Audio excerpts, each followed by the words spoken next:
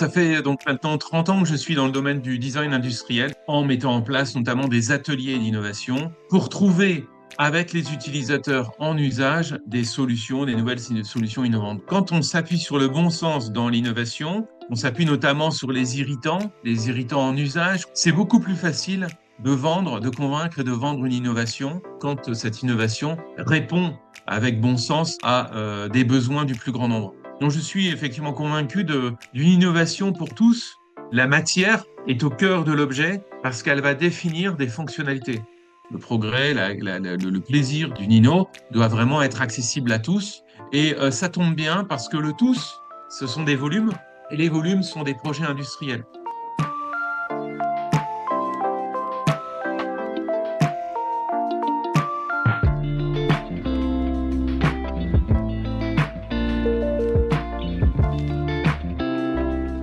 Bonjour à tous et bienvenue dans Dromia Matériaux, votre podcast qui parle de science, de matériaux, d'expérience humaine. Et effectivement, aujourd'hui, on va parler un peu plus en détail. J'allais vous dire de matériaux, mais en fait, non.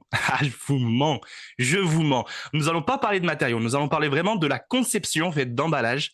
Nous allons parler de tout cet aspect qui a comment on conçoit un outil, un objet de tous les jours, de la grande consommation, et comment le concevoir plus intelligemment et d'une manière éco-conçue. Et pour ça, sans transition, je vous fais pas attendre, je vous présente Philippe. Comment tu vas aujourd'hui? Très bien, Mike. Merci. Merci beaucoup de cette invitation. Ben écoute, moi, c'est mon plaisir de te recevoir sur le podcast Dromia Matériaux. En fait, je suis ultra content. Pourquoi? Parce que on en discutait en off. On vous ment pas, on en discutait juste en off de ça. C'est que je suis très content en fait de recevoir des sujets, des thématiques transverses aux matériaux.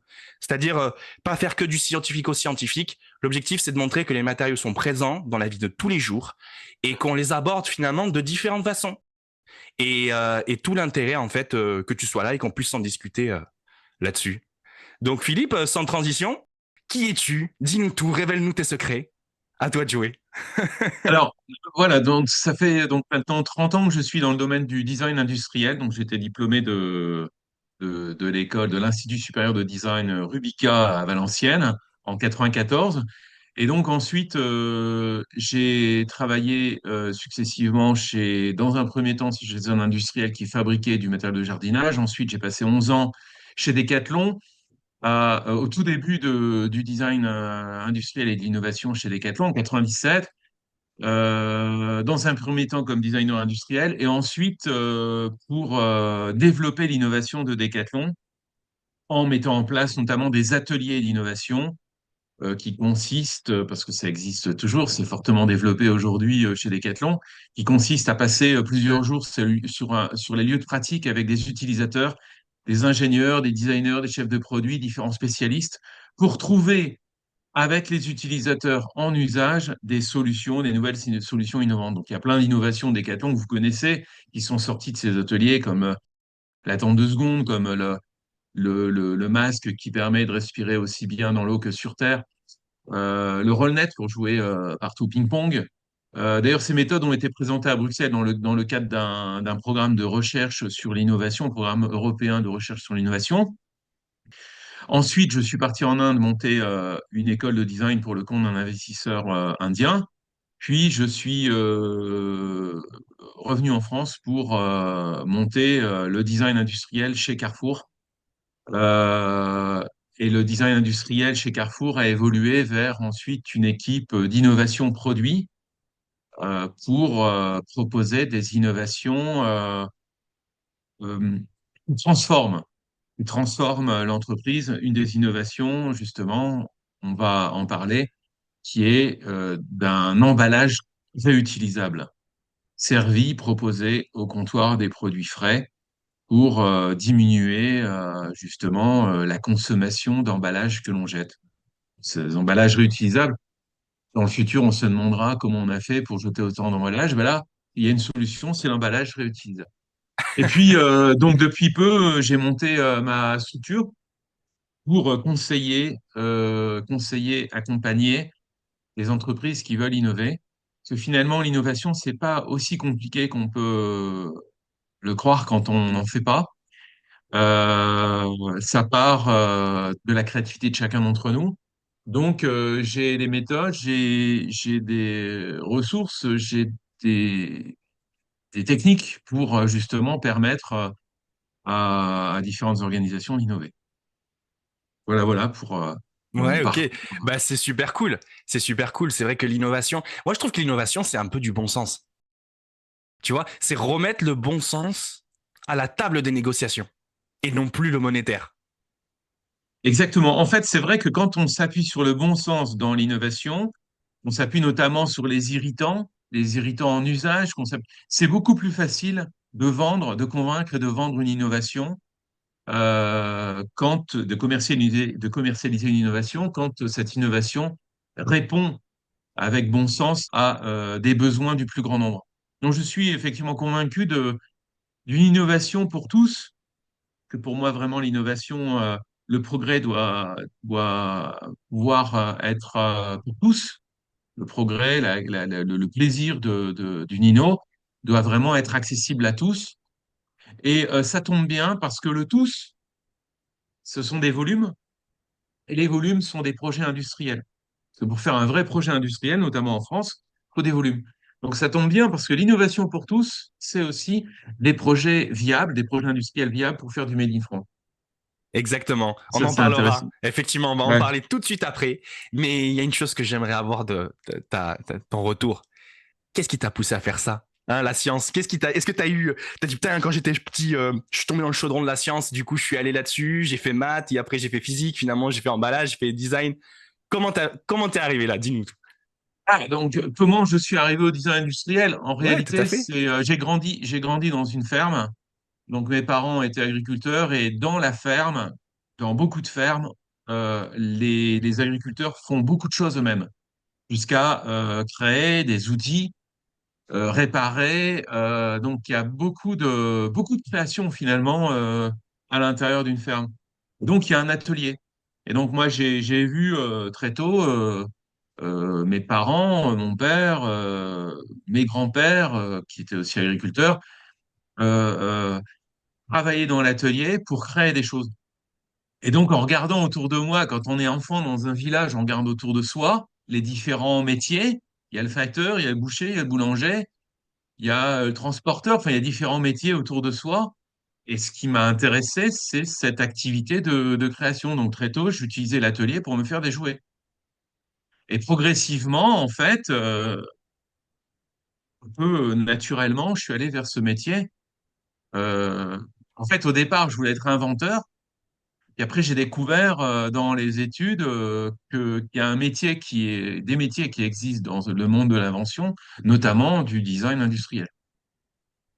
Incroyable. Bah, c'est une super anecdote, ça. Tu vois, Ouais. comme quoi, d'on part de rien et que finalement, on se construit au fur et à mesure du temps et on trouve des réponses à nos questions. Et, et aussi, au fur et à mesure du temps, quand on trouve des réponses à nos questions, il y a des nouvelles questions qui arrivent. Et quand on fait le choix un peu de se laisser embarquer et d'y aller, on dit, allez, j'y vais. Et ben, on arrive à ce qu'on arrive. C'est incroyable. Ouais. C'est la curiosité aussi, en fait. Ouais, tout à Je crois fait, tout à que fait. l'ennui amène une curiosité. La curiosité amène justement une, euh, une posture apprenante. C'est-à-dire, Ouais, la ouais, curiosité fait que on apprend des choses. ouais, tout à fait, tout à fait, Euh, tout à fait. et c'est d'ailleurs quelque chose de très actuel, je pense, pour les jeunes générations de retrouver justement cet ennui, cette curiosité, de la développer et de ne pas être de pas trop remplir ses journées par les écrans, justement. Ouais, tout à fait. Effectivement, que l'ennui est moteur de créativité. Et en fait, Exactement. c'est un espace et un temps qu'on se doit et qu'on doit se louer pour Ouais, procrastiner et pour arriver à quelque chose. Et en fait, ça fait partie exactement. intégrante de notre journée. Mais c'est vrai que dans une société Exactement. comme la nôtre, où en fait, on te, c'est moralisateur, tu sais, c'est une société moralisatrice, c'est une société qui te dit, oh bah si tu fais rien, c'est pas bien, tu vois. Et il te laisse pas comprendre avec un point de vue comme quoi, ben non, en fait, tu fais rien, en termes d'action, ça veut dire en physique, on va dire, mais moralement, dans ton esprit, bah, ça travaille. Ouais. Et en fait, Mais il on y a a plein besoin de ce de, temps de. effectivement, Ouais. dans le métier du design industriel, il y a plein de moments où il faut faire preuve de beaucoup de patience. Par exemple, voilà la découverte des irritants en usage. Il y a ce qu'on appelle faire la mouche. Faire la mouche, c'est-à-dire de se poser, par exemple, de se poser dans une gare si on doit travailler sur une valise, supposons, se poser dans une gare, regarder les gens. Quand je dis se poser, c'est pas s'arrêter une demi-heure, c'est passer la journée complète dans une gare à regarder ce qui se passe pour trouver euh, des irritants, justement, on parlait de bon sens tout à l'heure, des irritants en usage qui sont des opportunités d'évolution pour des conceptions ou des produits existants. Et donc, ça peut être dans une gare, ça peut être dans un aéroport, ça peut être voilà, sur un terrain de jeu si on travaille dans le sport, ça peut être dans un pressing si on travaille sur ces aspects-là. Enfin, ça peut être partout, en tout cas, enfin, de passer une journée complète à observer. Ça veut Incroyable. dire, ça veut dire on fait rien d'autre que d'observer. Ouais, C'est incroyable. comme quand on va dans un jardin, si on n'y reste que 20 minutes, on ne voit pas grand-chose. Mais si on y reste une bonne demi-journée, au bout d'une heure et demie, 2 heures, les animaux, euh, en fait, on fait partie un peu du décor.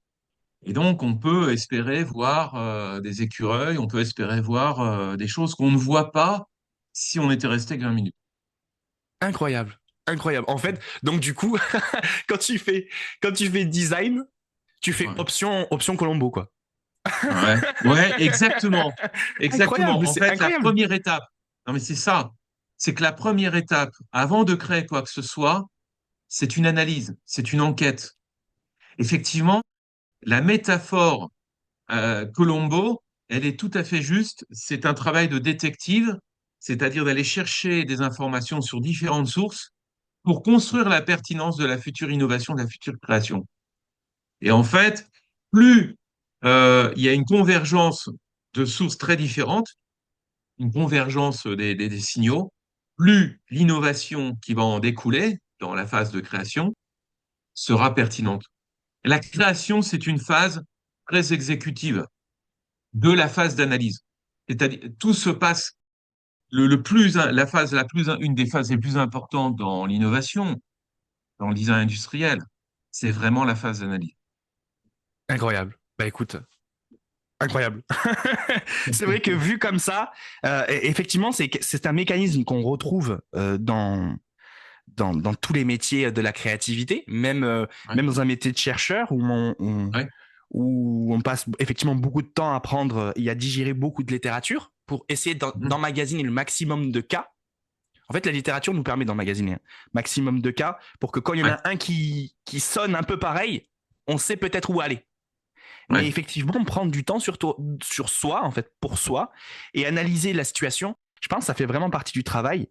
Et effectivement, je pense qu'il faut remettre plus d'humain, plus de créativité dans nos travaux. Je pense qu'il est juste essentiel en réalité. Ouais. Ouais, ouais, La créativité est en chacun d'entre nous et pour avoir justement contribué à la transformation de Decathlon d'un statut de distributeur à une posture plutôt de créateur d'expériences sportives. Ce qu'il y a de très intéressant avec la créativité, c'est que c'est un levier pour faire accepter la transformation future de l'entreprise. C'est-à-dire qu'à partir du moment où les collaborateurs sont partie prenante d'une créativité et donc de l'innovation qui en découle, les collaborateurs acceptent beaucoup plus facilement la transformation de l'entreprise puisque ça vient d'eux-mêmes. La créativité, c'est un levier justement extraordinaire pour embarquer les collaborateurs dans la transformation d'une entreprise. Et ouais, donc, c'est ce qui est clair. intéressant, c'est que ça fait une pierre deux coups. On transforme et on innove en même temps. Mm, mm, mm. Et Ouais, c'est être plus inclusif, quoi. C'est clairement être en fait ouais, être plus inclusif dans sa complètement. société. Ouais, C'est incroyable. ouais, Et ben, du coup, c'est super en fait toute cette démarche là toute la démarche de d'être plus inclusif ouais, pour avancer, pour innover, pour proposer des choses ouais, qui sont finalement c'est la recherche du spontané et la recherche du spontané, on se retrouve que à force d'être dans une société plus formalisée, Le spontané s'enfuit. Exactement. C'est un point très important. La spontanéité, c'est ce qui arrive avant la créativité. Et donc, quand j'anime des ateliers d'innovation, ce qui est important pour moi, c'est de faire naître cette spontanéité dans l'équipe de l'atelier. Parce que si je fais naître la spontanéité, je sais qu'après, je pourrai avoir de la créativité. C'est une étape déterminante. On ne peut pas passer directement sur une page. Ça vous est peut-être arrivé d'être dans un atelier où on vous donne des post-it, on dit, ben voilà, maintenant on crée. Ben, s'il n'y a pas eu les conditions avant, ça marche pas. Et, euh, et donc voilà, oui, la spontanéité, c'est effectivement déterminant pour faire naître la créativité. Hmm, Donc c'est un état d'esprit, effectivement. Il y a la méthode, il y a des méthodes, mais il y a euh, un contexte, un environnement, un mélange de personnes assez judicieux pour qu'il y ait cette spontanéité. tout à fait, tout à fait. Ouais, Je suis totalement d'accord avec toi là-dessus. Mettre plus d'humain et d'inclusion dans tout ce qu'on fait. Je pense ouais, que ça, c'est la règle d'or. D'ailleurs, c'est ce que je prône, ouais, moi, dans Dromia Matériaux. Rendre la science plus humaine et plus inclusive. ouais. C'est pour ça qu'on est dans des podcasts à la cool, qu'on n'est pas en train de se prendre la tête. Moi, je suis pas là pour challenger, je le redis, hein, je le redis aussi à l'auditeur. Je ne suis pas là pour challenger. Moi, j'aime discuter, échanger, parler de matériaux, parler de tous les sujets transverses qui est autour de ça, de la matière. Et d'ailleurs, en parlant de ça, on va y aller. Mais j'ai quelques petites questions avant de te poser. Ma question, c'est, donc là, on a abordé finalement ta démarche, comment toi, tu mènes ton innovation. Ça, c'est ultra intéressant. Et avant tout, pour pouvoir faire un petit versus, pour comprendre aussi comment ça se passe dans le monde de l'innovation, euh, pour toi, c'est quoi les grands enjeux? Voilà, les grands enjeux de tous ces acteurs, avant qu'on commence à aller un peu plus en détail dans ce mode un peu versus. Les grands enjeux actuels et futurs dans le monde de l'innovation, c'est justement, c'est très lié. Enfin, les grands enjeux vont être de concevoir aujourd'hui des objets, des solutions qui vont être durables et qui vont être en même temps en fait très optimisées dans les ressources utilisées, qu'elles soient des ressources matières, des ressources énergie, des ressources d'une façon générale. C'est comment optimiser les ressources qu'on utilise pour cette innovation et comment faire en sorte que cette innovation soit la plus durable possible. Ça veut dire quoi concrètement? Ça veut dire que pour qu'elle soit le plus durable possible, c'est comment on peut faire en sorte que ça puisse être réparable par l'utilisateur lui-même, comment quelle conception pour justement avoir cette réparabilité? Est-ce que l'objet peut être utilisable par X utilisateurs successifs qui vont se transmettre les objets?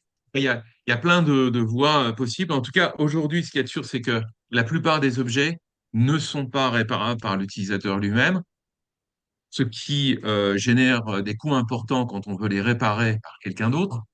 Et donc, c'est lié à la conception. C'est à cause de la conception. Et ça, c'est bientôt, ce ne sera plus acceptable. Et donc, ça veut dire que dès aujourd'hui, il faut repenser les objets pour qu'ils puissent être réparables et durables. Exactement. Donc, effectivement, c'est cette proposition de valeur, c'est le rendre Ouais, l'objet réparable par son ouais, utilisateur, lui exactement. assurer une vie après sa vie dans sa phase d'utilisation, en fait. C'est Ouais, une micro ACV dans sa phase ouais, d'utilisation. Et ça, c'est ouais. ultra important. Et toi, c'est ça que tu alarmes, en fait. C'est ça que tu penses que tous ces gros distributeurs, tous ces gens qui produisent des emballages, qui produisent des objets de consommation, qui produisent leur innovation à leur version, tu vois ce que je veux dire? Ouais, ouais. C'est ça que tu alarmes, ce fait que on produit des objets qu'on peut pas recycler et qu'on peut rien faire, qu'on peut ni réparer, ni recycler, ni Oui, réemployer finalement. aujourd'hui, il y a une consommation de ressources et de matières considérable qui génère aussi une quantité de déchets considérable.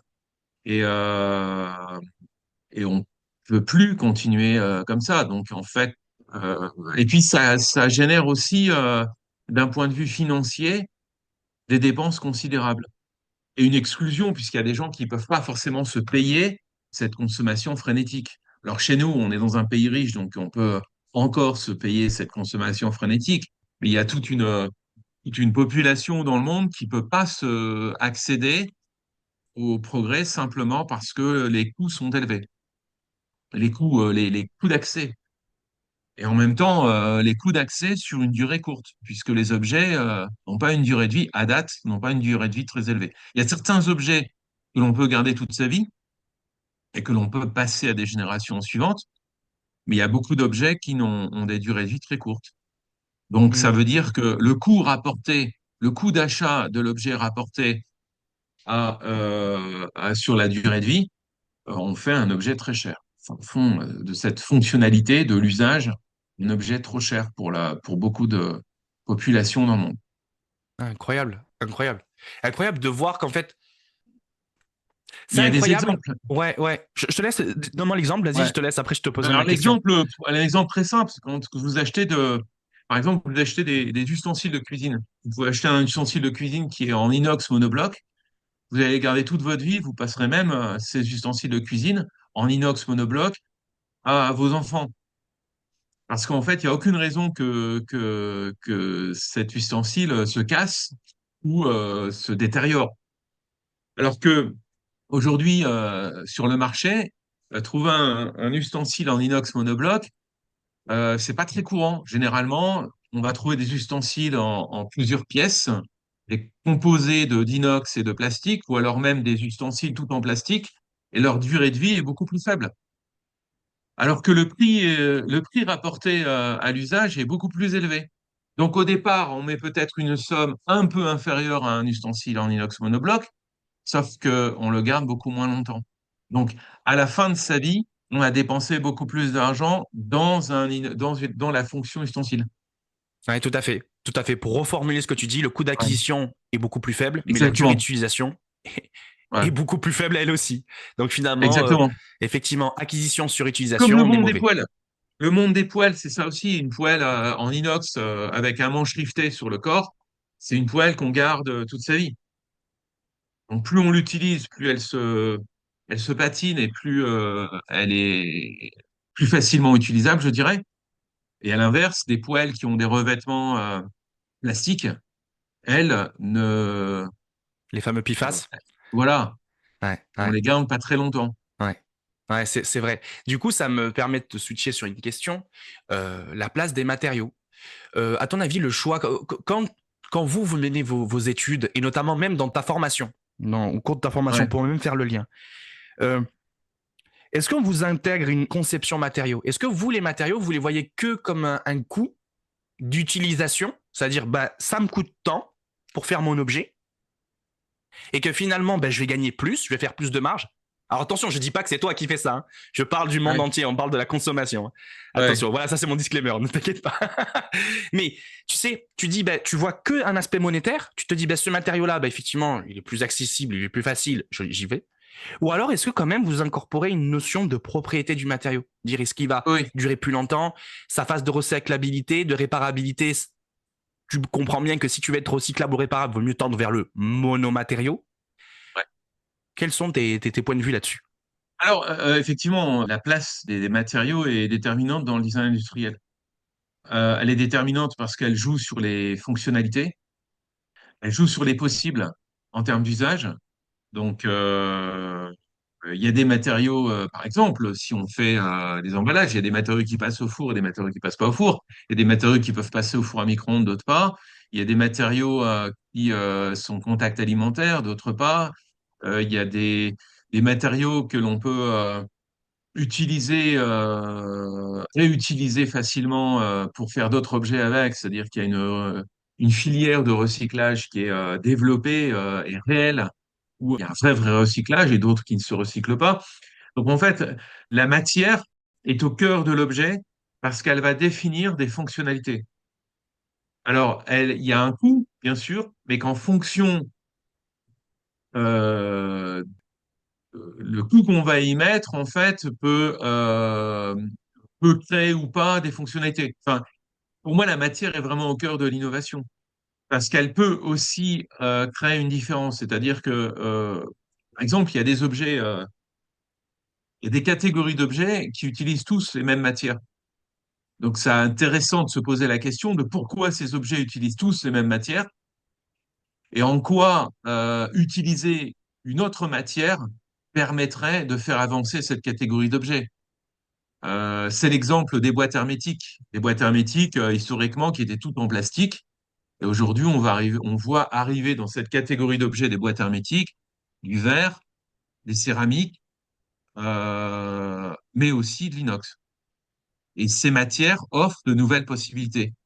C'est un produit simple, mais l'impact de la matière est considérable Effectivement, effectivement. dans les fonctionnalités. Ouais, ouais, ouais, tout à fait, tout à fait. Parce que c'est ça, effectivement, le point de vue matériau, il arrive ici, c'est de savoir quel est le bon matériau qui est activé au bon usage. Parce que Ouais, finalement, tous les matériaux ne se ressemblent pas, n'ont pas les mêmes propriétés, n'ont pas les mêmes densités. Donc, effectivement, il y a même le coût de transport. Enfin, on peut prendre tout, en fait, tout en considération pour pouvoir, en fait, créer l'objet. Ça, c'est exactement. super, super important. On peut aborder aussi à un moment donné les plastiques, parce qu'en fait, Ouais, tout à il y a fait. comme comme un mouvement un peu politique de bannir les plastiques. Effectivement, effectivement, Je pense que c'est j'allais. intéressant à Ouais, ouais, un ouais, moment donné de l'aborder, de dire que ben non, les plastiques, faut pas être aussi dogmatique, ouais, tout à parce que fait. les plastiques peuvent avoir un intérêt. C'était l'exemple du mobilier quand on était ensemble, on a fait connaissance. L'exemple du mobilier de jardin où le Mhm. plastique a son intérêt Ah, tout à fait, par rapport à d'autres matières. tout à fait. Les polymères, c'est vrai que les polymères et leurs matériaux avancés, enfin leur formulation avancée, les plastiques, c'est effectivement un vrai sujet de société. Il est vrai qu'en fait, il est diabolisé par cette surutilisation parce que d'un point de vue matériau, le plastique n'est pas compris par la nature et ne peut pas être assimilé par la nature. Et en fait, l'erreur qu'on a eue, qu'on a eu notamment sur ce type de matériaux, c'est que on s'est dit oui, il faut qu'on change nos modes et tout. Mais en réalité, l'homme, il a toujours consommé, il a toujours surconsommé. Sauf que jusqu'à maintenant, il a surconsommé des objets, des matériaux qui étaient compris par la nature. Donc en fait, il voyait aucun effet néfaste parce que la nature, elle nettoyait derrière. Ouais. Mais là, Ou la nature même reproduisait, c'est-à-dire reproduisait reproduisez la matière nécessaire pour continuer à en faire. exactement, exactement, Mhm. que dans le cas des polymères et dans le cas donc du coup des plastiques, Ouais, formulation des polymères, eh ben en fait la nature ne le comprend pas, il ne l'assimile pas. ouais, Et donc, à ce moment-là, on voit notre erreur arriver de plus en plus grand, et gonfler, gonfler, gonfler, et on se pose des questions, on dit, ah bah tiens donc, comment ça se passe? Ah bah non, en fait, on n'a rien changé. On a juste surconsommé comme on sait faire. Sauf que là, on n'a pas compris que ce matériau, eh ben lui, et la nature, elle peut pas nettoyer derrière nous. Voilà, c'est ça en fait l'enjeu du plastique, et c'est pour ça que c'est un matériau à de grandes responsabilités, comme il dirait l'oncle de Peter Parker, hein, des grands pouvoirs impliquent des grandes responsabilités.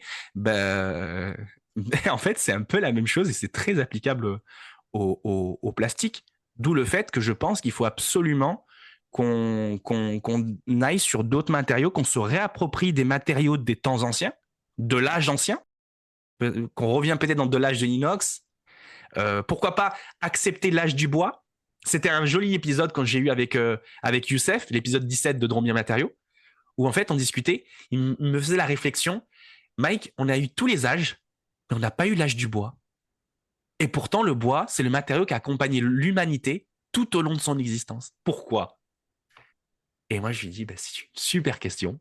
Et je la poserai à Philippe. déjà, la nature nous offre ce bois de façon euh, renouvelable. C'est ça qui est extraordinaire. D'ailleurs, dans les énergies, par exemple, pour se chauffer, chez moi, donc j'ai une chaudière à pellet. Le pellet, c'est un pellet produit en France avec du bois en France. Et donc, il y a des cultures de bois. Donc, en fait, on est, on est autonome. C'est génial. En plus, c'est une énergie qui reste 2 fois moins chère que le fioul ou le gaz en production de chaleur comparable.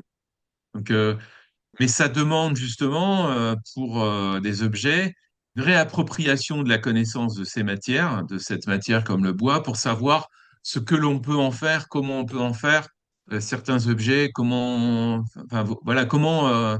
C'est pas facile parce que autant faire une forme plastique avec des plastiques, c'est très facile. Enfin, on Effectivement, peut faire beaucoup de choses. tout à fait. Autant avec le bois, ça paraît au premier abord plus difficile, Tout à fait. Le plastique, peut-être pareil, plus limitant. Ouais, tout à fait, C'est le évolution. plastique. Ouais, c'est ça. Tu fais de l'injection, t'arrives, paf, tu fais par Voilà. injection en plastique, t'as tout compris, quoi. T'as déjà fait ton moule Ouais, et tout. La difficulté, ça va être exact. ta phase d'usinage de ton moule. Après, que tu vas l'amortir Ouais. sur ton volume, que tu vas Voilà. produire en pièces. Mais c'est vrai que il y a des matériaux comme ça. Et là, moi, je rebondis. Tu as dit quelque chose qui est parfait pour moi. Se réapproprier la connaissance de la matière. Ouais, Et ça, c'est pour moi une condition sine qua non si on veut se réinventer et aller de l'avant. complètement. Parce que si on ne fait pas ça, et moi, ce que je prône l'écologie de la connaissance, non pas l'écologie punitive ou l'écologie ce que tu veux. Je prône l'écologie de la connaissance. Alors, c'est une formulation qui m'est propre. Pourquoi? Parce que je me dis que si les gens ont une meilleure connaissance des matériaux qui l'entourent, une meilleure connaissance de leur environnement, et ben finalement, ils vont agir mieux en termes d'écologie. Et surtout, ils vont pas avoir le sentiment que c'est punitif. Ils vont juste avoir le sentiment qu'ils sont en synergie avec l'environnement qui vit. Ouais. Tu Et vois? même, et même mieux, c'est-à-dire qu'en étant plus en connaissance de la matière, on pourra davantage maîtriser les différents coûts d'utilisation de cette matière, de cette transformation, de la quantité de matière utilisée. Et donc, euh, c'est une approche aussi économique. C'est ça, c'est ça. Et dans le mot Donc, économie, tu as c'est le mot donner éco. d'accès. Et Exactement. écologie, économie, pour moi, vraiment, les deux, quand on fait de la conception d'objets, faire un objet accessible à tous, ça a une dimension aussi écologique, dans le sens où quand on fait un objet pour tous, on est sensible au temps de production, donc à l'énergie utilisée, à la quantité de matière, enfin tous ces paramètres qui déterminent finalement le prix de l'objet, mais sont aussi des paramètres qui définissent cette dimension écologique. Effectivement. Quel a été le projet qui a été le plus impactant pour toi quand tu t'es dit, bah voilà, ça y est, je suis arrivé à ce que je souhaite mettre en place, ma mission, concevoir des objets pour tous et même du Made in France. En fait, quelle a été Ouais. ta plus grande réussite et ta plus grande fierté là-dedans? Alors, j'en ai plusieurs, mais un des projets récents, c'est cet emballage réutilisable. Donc, en fait, c'est une boîte hermétique qui, euh, qui est en inox, un inox ferritique, qu'il existe aussi l'inox austénétique. Donc là, c'est un inox ferritique, et l'avantage de l'inox ferritique, c'est que il n'y a pas de nickel. Le fait qu'il n'y ait pas de nickel, ça permet d'accéder à un inox à un prix plus intéressant, mais aussi d'éviter le transfert de nickel dans les aliments, puisque ça pose quelques soucis à chez 10% à peu près de la population. Ce transfert de nickel dans les aliments, c'est des allergies potentielles. Et donc, en fait, la conception, on a conçu cet emballage à partir de la matière. Parce qu'en fait, cet inox ferritique est très difficile à transformer, à emboutir. Donc, on est parti de simulations numériques d'emboutissage avec les caractéristiques de cet inox ferritique pour dessiner une forme qui est la plus facilement emboutissable. D'autant plus que il n'y a aucune opération manuelle de polissage ou de retrait de film protecteur après emboutissage, c'est-à-dire qu'on emboutit vraiment à cru et le produit livré, la boîte livrée est la boîte brute d'emboutissage. Donc, on ne pouvait pas se permettre d'avoir des traces, des défauts inacceptables pour l'utilisateur final. Donc là, l'idée de ce produit, c'est de réduire considérablement les emballages jetables, parce que c'est des millions et des millions d'emballages jetés en plastique chaque année en France, des emballages qui ne sont pas, enfin très peu recyclés. Fait. On Tout parle à fait. de 7% du recyclage des plastiques. Ouais, ouais, tout à Le fait. C'est taux, trop faible. C'est trop faible. c'est beaucoup trop faible. Ouais. C'est beaucoup trop faible. Ouais. Parenthèse, pour ceux qui se sont posé la question, austénitique, ferritique. Alors, si je dis pas de bêtises, ce sont des structures cristallines du matériau. L'austénite et la ferrite. Enfin, c'est des structures cristallines. Voilà. Il faut que je parle de matériaux, je peux pas m'empêcher. Ouais, ouais. Je peux pas manger, Philippe. Effectivement.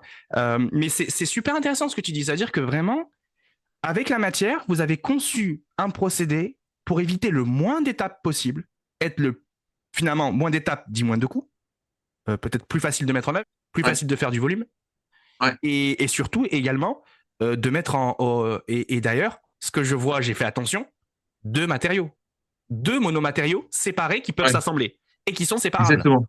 Ouais, Et donc, recyclage derrière, normalement, on est bon. ouais, ouais, Incroyable, ouais, incroyable, ouais. incroyable. C'est sûr que, en fait, là, c'est la matière qui nous a permis d'innover. Oui, Parce que le ferritique étant beaucoup moins cher que le sténétique, ça nous permet, en fait, d'avoir une boîte hermétique, aujourd'hui en inox, qui a un prix d'achat pour le plus grand nombre des utilisateurs, un prix vraiment défiant toute concurrence. mmh, C'est-à-dire que là, on est au prix de la boîte plastique Ikea, mais avec la boîte plastique Ikea fabriquée en Asie et au prix de vente, grosso modo au même prix de vente que notre boîte inox fabriquée en France et qui permet toute l'expérience de l'utilisateur. Parce que c'était ça aussi qui était intéressant avec l'inox. On achète le produit frais directement dans la boîte, on arrive à la maison, on peut mettre cette boîte directement au four, ça devient un plat à four. Du four, on peut aller sur la table, donc c'est un plat de service. Et une fois qu'on a mangé une partie du plat, on peut remettre ça au frigo. Et donc, ça devient une boîte de conservation. Et du frigo, on retourne en magasin pour acheter d'autres produits frais. tout à fait. Ben, une boîte multi-usage, Ouais, multi-aspect, finalement, un coût ouais, économique, même dans sa phase d'utilisation. Et même dans la phase d'utilisation, il te fait économiser de l'argent. ouais, Incroyable, complètement. incroyable. Complètement, puisque en fait, c'est effectivement une boîte qui fait toute l'expérience du produit frais. Acheter, transporter, cuire, servir, conserver, réchauffer et retourner en magasin. Ben, c'est incroyable. Moi, je trouve ça incroyable, la démarche que vous avez eue à vous réapproprier la matière pour se dire, bah voilà, comment la matière, elle peut finalement, écoutons-la, écoutons-la, écoutons ce qu'elle est capable de nous donner comme propriété, comme expérience, et nous, comment on va être aussi innovant pour aller, et un peu foufou finalement d'une certaine manière, pour la Ouais, suivre dans sa proposition de valeur. ouais. C'est pas nous qu'on Et- propose une valeur, c'est elle qui nous propose une valeur qu'on va suivre. exactement. Exactement. D'ailleurs, quand on a proposé, parce qu'au départ, il y avait différents scénarios industriels, dont, enfin, moi, je défendais fortement le scénario industriel du Made in France, mais à l'intérieur de l'entreprise, il y avait aussi un scénario industriel Chine. Et donc, les fabricants chinois ne voulaient pas entendre parler de cette matière. Ils étaient prêts à nous fabriquer notre projet si et seulement si on utilisait l'inox austénitique, donc l'inox avec nickel. Ils avaient l'habitude de transformer. Et donc, ce qui a permis aussi de faire la différence sur ce scénario France, c'est le fait qu'on utilise une matière, cette matière nouvelle qui n'a jamais vraiment été utilisée pour faire des boîtes hermétiques, des emballages. Mais là, les emballages réutilisables, c'est vraiment le futur. C'est-à-dire que le futur de l'emballage sera réutilisable. La matière rentre au cœur Ouais, de cette réflexion. Elle est vraiment au cœur de cette réflexion. tout à fait. Et moi, en fait, ce que je voulais te dire, c'est que alors, la matière, elle rentre au cœur de cette réflexion, ça, c'est indéniable. Et ce que j'ajouterais aussi comme composante, c'est notre mode de vie. Qu'est-ce qui nous fait aussi également consommer? C'est notre mode de vie. Le fait qu'on est toujours speed, qu'on oublie notre sac, qu'on oublie, qu'on pense pas à ramener quand on va aux courses, on ramène nos ustensiles pour pouvoir, tu sais, bah, à utiliser ces emballages ou ces boîtes éco-conçues. Et en fait, si tu veux, c'est notre mode de consommation pour moi qui est aussi un problème. Parce que tu vois, on a designé une super boîte. La boîte que tu m'as présentée, elle remplit énormément de critères. Mais si je l'oublie à la maison, comment je fais? Je rachète une boîte, tu vois. Donc je pense qu'il y a ici un combo entre l'innovation et la vision de la conception de ces objets réutilisables en accompagnant une réflexion matière, mais il y a également aussi le développement de services qui vont permettre de pallier au fait que si tu as oublié ton ustensile, eh ben c'est pas grave, je te le propose moi et après tu peux me le rapporter. Oui, oui. Oui, il y a effectivement Il y tout a ce un ensemble de combo, services qui peuvent être aussi la consigne et d'autres services la pour... consigne, tout à fait, tout à ouais, fait. effectivement, non, non, mais la consigne, effectivement, c'est aussi un service d'avenir Mmh, mmh, mmh. sur cette réutilisation. Mhm. Après, moi, je pousse un coup de Complètement. gueule, hein. Je pousse un coup de gueule dans Drôme Bien Matériaux. Moi, ce que je trouve pas normal, ce que je trouve pas normal, c'est quand tu vas vouloir acheter du vrac et que tu vois le prix du vrac au kilo, et ben en fait, t'as pas envie d'acheter du vrac. Ouais, Et ça, c'est pas normal. Parce qu'en fait, ouais, tu te retrouves avec complètement. un objet, enfin un objet, considérant l'aliment comme un objet, ton objet au Ouais, kilo, eh ben, il est plus cher, et en fait, il a pas d'emballage autour de lui. ouais, Bah attends, complètement. attends, attends. À côté, tu me proposes un kilo, il est emballé, Ouais. il est moins cher. Et après, tu vas Mhm. me dire, oui, mais attends, je l'ai déballé, donc du peut-être que la date de péremption. Enfin, je sais pas. Tu sais, tu peux m'inventer des trucs. Mais en fait, Coco, le sac, il va rester quasiment peut-être autant de temps ici que ce qu'il y a dans le truc, dans le boîte du vrac. En fait, Ouais, tu me vends de la fumisterie là. ouais. Non, non, mais dans le vrac, effectivement, dans le vrac, euh, il y a encore beaucoup de choses à faire, même au niveau aussi de l'hygiène. C'est en train de bouger beaucoup sur ce domaine, de, de faire en sorte que ce soit plus le magasin qui recharge les trémies avec des sacs, mais que les trémies, il y ait une circulation de trémies entre l'industriel qui la remplit de façon avec beaucoup d'hygiène et le magasin qui vient juste plugger la trémie avec les aliments à l'intérieur. Donc il y a tout un développement actuel de futures solutions de vrac pour ne pas avoir les inconvénients d'aujourd'hui, parce qu'il y a aussi ces inconvénients d'hygiène, de mythes alimentaires Ouais, qu'on tout peut à fait. trouver dans certains magasins. Mhm. Mais oui, oui, mais il y a aussi les industriels eux-mêmes, les grandes marques d'alimentaires qui réfléchissent à des solutions vrac parce que légalement aussi, on va aller vers ça, vers Tout la à fait. consommation beaucoup plus faible d'emballages jetables et donc forcément du développement de vrac. Il y a Ouais, des tout à lois fait. qui vont obliger un certain pourcentage de surface commerciale dédiée au vrac dans un hypermarché ou un supermarché. Mm. D'où le Et fait enfin, d'où le fait qu'en fait, moi, ce que j'espère, c'est qu'on soit 100% ouais, vrac, en fait. Moi, c'est ça que complètement, j'espère. J'espère qu'on y complètement, arrive, clairement. complètement. Et Mais que, oui, les excuse-moi. emballages vont être aussi beaucoup plus valorisants et beaucoup plus. Les emballages réutilisables vont être beaucoup plus valorisants et utiles dans leur utilisation, que ce soit sur des aspects de dosage, de conservation, de consommation qui génèrent moins de déchets. Je donne un exemple. Aujourd'hui, quand on a un sachet de pâtes, c'est un emballage qui est très fin et donc quand on l'ouvre, il se craque. On a tendance à utiliser tout le contenu du sachet. Et puis après, ça fait des restes qu'on consomme pas forcément tout de suite et que parfois on jette. Alors que l'emballage réutilisable dans le futur, on va pouvoir doser un peu plus finement ce dont on a besoin de manger. Et donc, on va aussi générer moins de gâchis alimentaires grâce à des emballages qui sont beaucoup mieux pensés en termes d'usage. Des emballages réutilisables mieux pensés en termes d'usage. Donc, il y a le dosage, mais pas que. La conservation, il y a plein de. Donc, on va retrouver beaucoup plus de positifs dans la relation entre l'usage et l'emballage. Tout à fait. Et la consommation, effectivement. Et Ouais, et comment on la consomme consommation, ouais. mieux, consommer mieux, Voilà, avec consommer. moins de déchets, ouais. Ouais, Ouais, tout à ouais. fait. Punaise, c'est incroyable. C'est vrai que je m'étais pas posé cette question-là, notamment sur les. Ah, c'est incroyable. Moi, je veux bien revenir sur cette phrase que tu viens de me dire. C'est que le fait, tu as ton sac, tu l'ouvres, oh, ça se déchire, oh mince, bon, bah tant pis, je mets tout. Franchement, c'est vrai que je Voilà, m'étais pas posé cette question-là. ouais. Et je pense que, je sais pas, dites-nous les chers auditeurs en commentaire, dites-nous-le, dites-le loup, merde, je sais pas comment on le dit. Vous m'avez compris, hein, vous m'avez compris. Ouais, Euh, et oui, faites-nous ouais. savoir, est-ce que vous, en commentaire, ça vous est arrivé, quoi? Parce que c'est vrai, tu as raison, hein, Philippe, là-dessus. Et en fait, Et- il y a tout plein de choses qui en découlent. Il y a tout plein bien de sûr. choses qui découlent qu'on peut, en fait, les éliminer par une meilleure gestion de toute notre ressource, de tout notre mode de consommation, de tout notre... quand je parle de mode de consommation, c'est tout, ça veut dire le vrac, ça veut dire le réemploi, ça veut dire... Et notre mode de vie, ça veut dire même la relation qu'on va avoir avec notre travail. Est-ce que notre travail, il ne faut pas qu'on soit un peu plus cool, on arrête de courir pour avoir aussi moins de charge mentale et pouvoir plus intégrer nos solutions de réemploi, de consignes, parce que je vais pas l'oublier, parce que bon, voilà. Après, si je l'oublie, tant mieux. Enfin, je veux dire tant mieux au sens que bah, c'est pas grave, parce que au magasin, il y aura quand même une petite solution de réemploi. Bah tiens, tu peux prendre la consigne, tu me la Ouais. renvoies après. Bah, tu vois.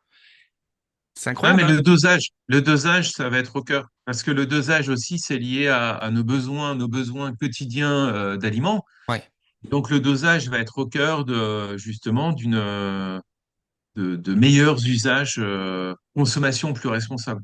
ouais. Bah, c'est incroyable. Bah, écoute, tu vois, là, je suis super content parce qu'en fait, on a pu, au travers de l'épisode, on a exploré finalement différents pans qui répondent à la même question. Et ce que moi, j'en tire de cet épisode, c'est que d'un point de vue matériaux, on a en tiré pas mal de résultats. Et effectivement, de cette vision, on a été sur une vision sociétale. Et ça, ce qui me plaît, c'est qu'on voit que tout est transverse, tout est interconnecté.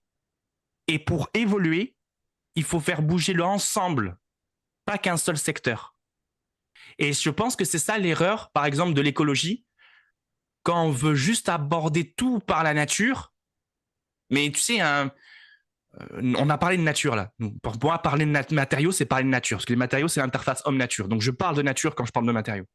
Mais des personnes qui vont parler peut-être d'écologie, mais se centraliser plus sur oui, vous faites des déchets de ça, oui, vous émanez beaucoup de CO2 de ça, sans se poser toutes ces questions, ben oui, mais d'un point de vue industriel, d'un point de vue matériaux, comment je vais y répondre? Comment je peux y répondre? Est-ce que la matière, elle, m'a déjà donné la réponse? Est-ce que j'étais capable de voir cette réponse? Comme vous l'avez fait, pas avec la différence entre le fer austénitique et son équivalent, Ouais. avec moins de nickel, Mm. avec son nickel plutôt. Nickel, ouais. Effectivement, donc c'est incroyable. Moi, je trouve ça incroyable en fait cette démarche. Et ben bravo. Moi, je vous le dis bravo. Je sais pas si vous les autres, mais moi je vous dis bravo. Je vais pas taper comme ça parce que sinon ça va s'entendre Mm. fort. Mais en tout cas, bravo pour le job. Et moi, je trouve que c'est juste incroyable. Écoute, Philippe, moi je suis content. On va passer dans un autre pan du podcast. Si on arrive presque bientôt à la Ok. fin. Ouais, C'est juste incroyable. Presque même pas. Enfin, ça fait 50 minutes qu'on parle quasiment. Donc, ouais, c'est vrai. on pourrait en parler des heures et des heures là-dessus. Ce que j'aimerais avoir ton avis, et de toute façon, tu l'as donné quasiment tout au long de cet entretien, c'était Mhm. si tu devais faire une rétrospective de ce que tu as mené comme action dans tout ton parcours, qui t'a mené finalement au Philippe que tu es maintenant, est-ce que tu changerais quelque chose? Est-ce que tu penserais différemment? Est-ce que tu dirais non, finalement, j'en ai besoin de tous ces éléments pour arriver où j'en suis et pour avoir cette vision, cette conception, d'intégrer plusieurs paramètres dans mon expérience de créativité? En fait, effectivement, on apprend beaucoup en faisant. Parce que enfin, le bilan que je fais, si j'avais fait un bilan, c'est qu'on apprend énormément au travers des projets et des expériences de cette diversité de projets. Euh, Peut-être qu'il y a une période où j'aurais pu prendre un peu plus de recul sur ces aspects de consommation. Je pense à la période fin des années 90, on va dire 95-2005. C'est vrai que dans la globalisation, on allait chercher dans le monde là où c'était le plus compétitif prix pour fabriquer nos objets sans se poser la question de ce qu'il y avait avant avec la matière, de ce qui allait se passer après, de tous ces aspects de responsabilité. Aujourd'hui, c'est différent.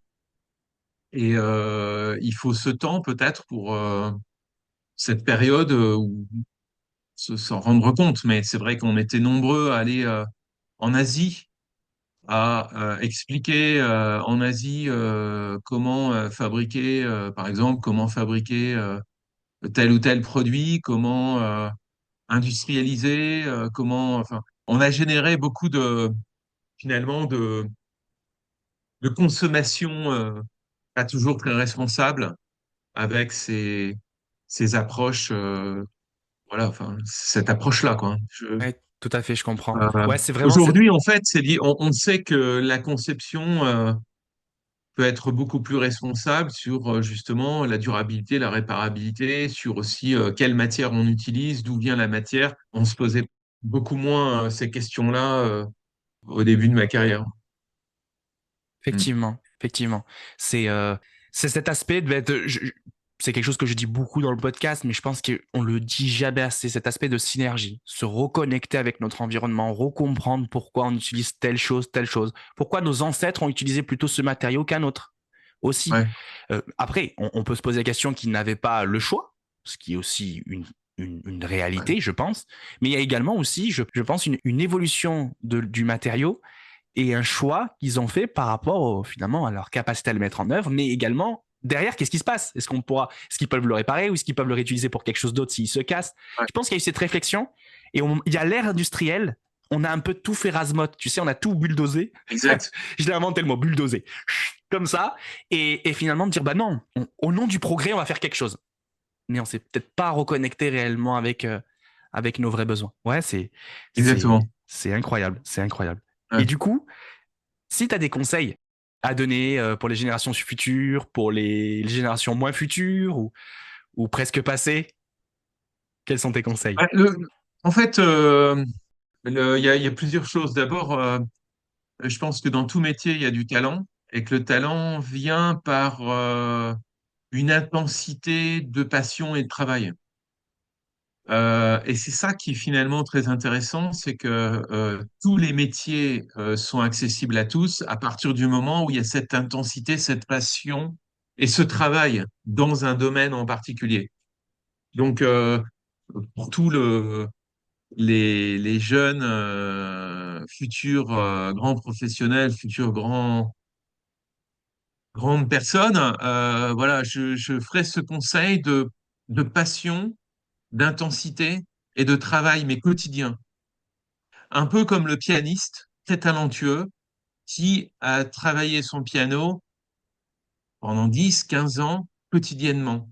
Il y a il y a ça, en fait. Euh, et l'autre conseil que je ferais, c'est aussi autour de la curiosité. J'en parlais tout à l'heure, curiosité, curiosité des matières, curiosité des usages, une curiosité permanente, presque obsessionnelle, pour justement prendre des informations. C'est la métaphore du détective, mais prendre des informations de différentes sources de façon à innover avec plus de pertinence. Pour ceux qui sont pas intéressés par l'innovation. Et du coup, j'allais te rebondir, et pour les conseils pour les moins jeunes, comment tu peux les aider à entamer cette transformation, à vivre avec le monde d'aujourd'hui, et en espérant, en les accompagnant, qu'ils soient Qu'est-ce qu'on est? inclusifs. Moi, c'est vrai que tout à l'heure, tu as dit, mais de quoi, de quel projet, quel est le projet dont tu es le plus fier? C'est vrai de regarder un peu en arrière, de se dire, mais quels sont finalement les projets les plus impactants pour la société, les plus intéressants pour la société? Qu'est-ce que j'ai fait de plus intéressant pour la société? Et c'est peut-être de repenser à tous ces critères quand on conçoit quelque chose. Quels sont aujourd'hui les critères qu'il faut prendre davantage en considération? Euh, D'accord, très bien. Bon, bah écoute, c'est ouais, nickel. Pour moi c'est validé hein, comme question. ok, Je te mets bien sûr, Philippe, y a pas de problème. ok.